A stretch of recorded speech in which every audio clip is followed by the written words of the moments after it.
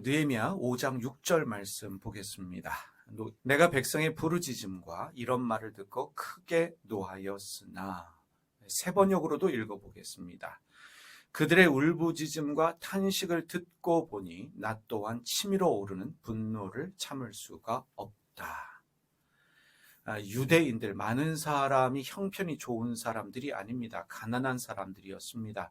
그들은 예루살렘 성을 중건하는 일에 참여해서 열심히 일하고 있습니다.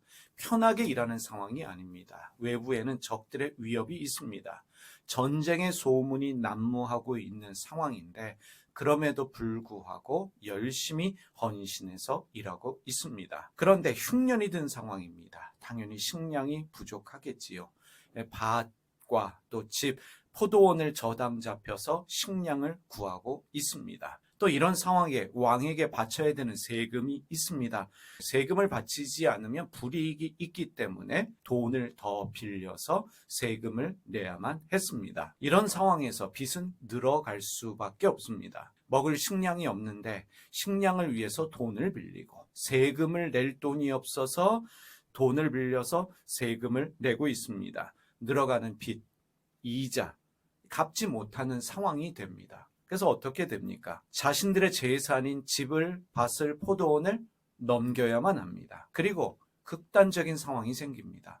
자식들을 노예로 팔아야만 하는 상황이 되었습니다. 자식들을 노예로 넘겨야만 되는 상황입니다. 왜냐하면 빚을 갚지 못했기 때문입니다. 그런데 이런 상황에서 가난한 사람들은 집을 팔고 밭을 팔고 포도원을 팔아서 생계를 유지해야 되는데, 유대인들의 집과 포도원을, 밭을 저당 잡아서 부자가 되는 사람들이 있습니다. 유대인 부자들입니다. 같은 동포입니다. 그래서 다른 유대인 형제들이, 다시 말하면 가난한 사람들이 이들을 원망하기 시작합니다. 그런데 이러한 백성의 부르짖음과 탄식을 느헤미야가 듣게 됩니다. 가난한 사람들이 하는 그 원망의 소리를, 부르짖는 소리를 느헤미야가 듣게 됩니다. 다시 말하면 가난하고 가진 것 없는 사람들의 눈물을 느헤미야가 보았다는 것입니다. 그들의 하소연을 듣게 됩니다. 하나님의 사람은 어렵고 힘든 사람들의 소리를 들을 수 있어야 합니다. 없는 사람들의 탄식, 가난한 사람들의 울부짖음의 소리를 들을 수 있어야 합니다. 가지지 못한 자, 없는 자, 소외된 자들의 소리, 오늘 세 번역이 말하고 있는 것처럼 그들의 울부짖음과 탄식의 소리를 들을 수 있는 사람, 그가 하나님의 사람입니다. 그들이 흘리는 눈물을 무시하지 말아야 합니다. 그들이 흘리는 눈물을 볼 수 있어야 하며 그들의 마음을 헤아리면서 그들과 함께 울어줄 수 있어야 합니다.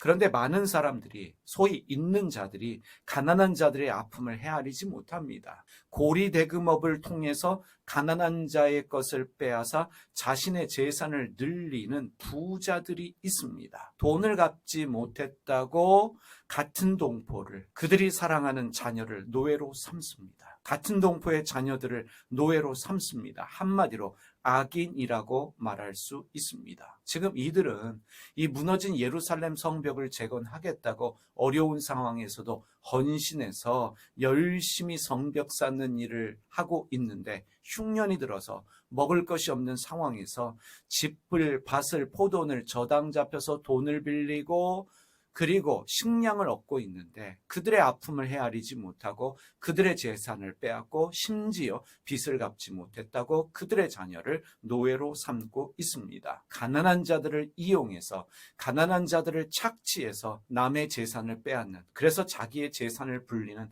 악한 사람들이 있습니다. 자신의 힘과 권력을 이용해서 자신들에게 유리한 법을 만듭니다. 자신들을 더 부자로 만들 수 있는 법을 만드는 사람들이다 라고 말할 수도 있습니다. 이들은 절대로 가난한 자들의 아픔을 알지 못합니다. 없는 자의 서름을 알지 못합니다. 왜 울부짖는지, 왜 탄식하고 있는지, 왜 눈물을 흘리고 있는지 이들의 아픔을 헤아리지 못하는 사람들, 그들이 악인입니다. 이런 경우 있습니다. 예전에 어느 라디오 프로그램에서 눈 오는 추운 날, 이런 이야기를 했습니다. 이 방송을 진행하는 분들이 이야기를 하다가 요즘에도 내복 입는 사람들이 있나요? 라는 이야기를 했습니다. 이 부자들, 여름에는 에어컨을 틀기 때문에 긴팔을 입고 겨울에는 히터를 세게 틀기 때문에 반팔을 입는 사람들이 있습니다. 그런 분들이었던 것 같아요. 요즘에도 내복을 입는 사람들이 있습니까? 농담 아닌 농담을 했는데 이 방송국의 항의 전화가 빗발쳤습니다. 우리는 내복 2벌을 입고 거리에서 장사하고 있다. 우리는 노동을 하고 있기 때문에 공사일을 하고 있기 때문에 내복이 하나가 아니라 2벌이 필요하다라고 말하면서 그들의 발언을 비난했습니다. 그래서 결국 다음 날 방송 진행자들이 사과를 해야만 했습니다. 남의 아픔을 전혀 모르는 사람들이 있어요.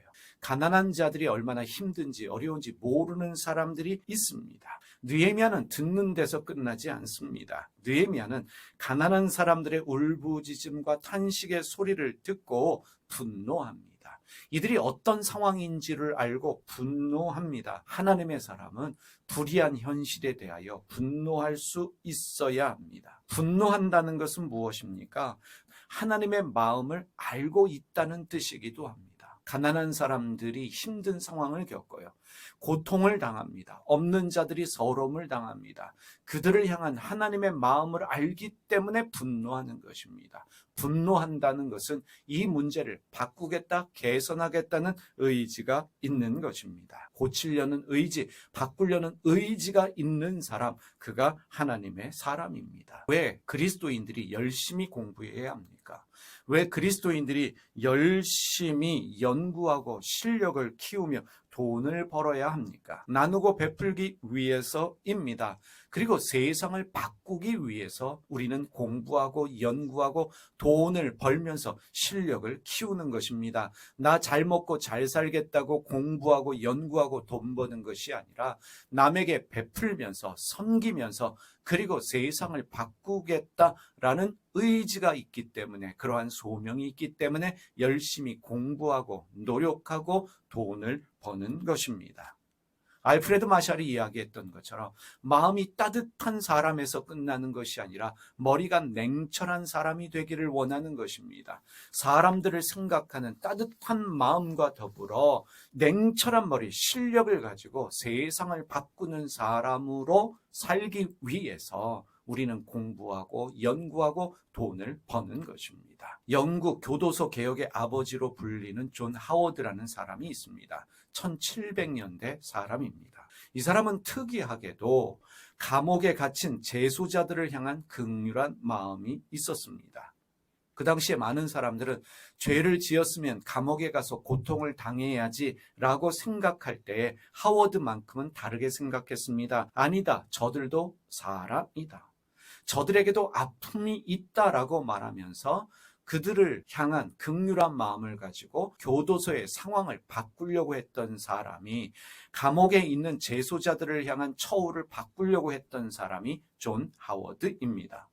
그래서 1773년에 영국의 여러 교도소를 방문해서 실태 조사를 했습니다. 그리고 1774년에 영국 하원에 교도소 실태 보고를 하면서 재소자들의 고통을 호소했습니다. 그래서 교도소 조례법이 만들어지기 시작했습니다. 교도소 조례법이라고 하는 것이 다른 것이 아닙니다. 당시 영국 교도소에 간수들은 월급이 없었습니다. 그래서 이들은 먹고 살기 위해서 감옥에 갇힌 사람들을 착취할 수밖에 없었던 것입니다. 위생 상태도 형편없었습니다. 그래서 간수들의 월급을 지급하고 위생 상태를 점검하며 그들의 건강 진단을 해야 된다라는 법을 통과시켰습니다. 교도소 내 인권과 복지를 향상시키는 법이 교도소 조례법이었습니다. 1774년에 영국에서 제정된 법입니다. 존 하워드라는 사람이 있었기 때문에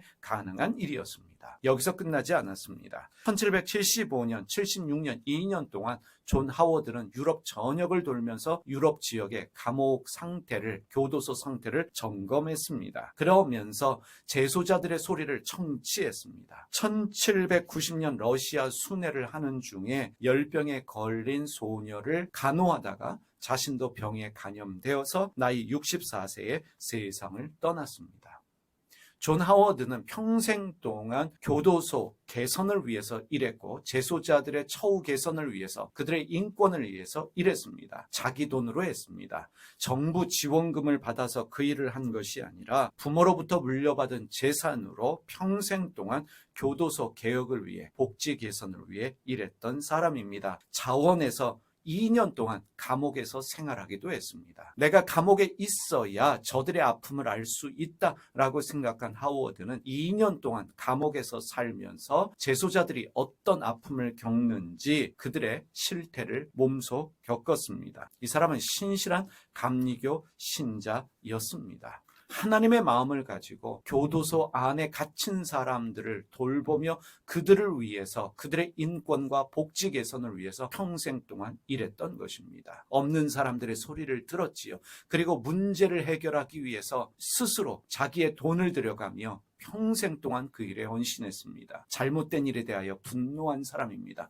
마음의 아픔에서 분노해서 끝난 것이 아니라 그는 뛰어들었고 그 일에 개선을 이루어 냈던 것입니다. 그리스도인들은 없는 사람들의 소리를 들으면서 그들의 아픔에 공감하면서 그들의 눈물을 닦아줄 수 있는 실력이 있어야 합니다. 사랑하는 여러분, 사람을 생각하는 따뜻한 마음과 더불어서 문제를 해결할 수 있는 냉철한 머리를 가진 하나님의 사람들이 되시기를 바랍니다. 기도하겠습니다. 살아계신 하나님 아버지, 우리에게 사람을 생각하는 따뜻한 마음과 문제를 해결할 수 있는 냉철한 머리를 허락하여 주시옵소서.